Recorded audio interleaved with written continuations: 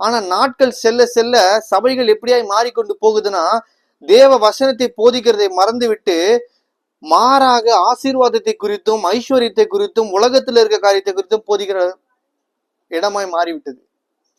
சபை என்பது ஒரு டிரான்ஸ்பர்மேஷன் சென்டரா இருக்கும் பிரியமானவர்களே. அது ஐஸ்வர்யத்தை தருகிற இடமாகவோ, இல்ல சுகம் அளிக்கிற ஒரு சென்டராகவோ, இல்ல ஒரு பிளெஸிங் சென்டராகவோ, இல்ல வேற எந்த ஒரு சென்டராகவோ இல்ல. அங்க நம்மள ரிஃபார்மேஷன் பண்றது, டிரான்ஸ்பர்மேஷன் பண்றது. சபை என்பது பாவிகள் இருக்கிற இடம். ஏன்னா அப்பதான் சபைக்குள்ள வரவன் தான் பாவியா வருவான், சபையை விட்டு வெளியே போகும்போது பரிசுத்தமா போவான்.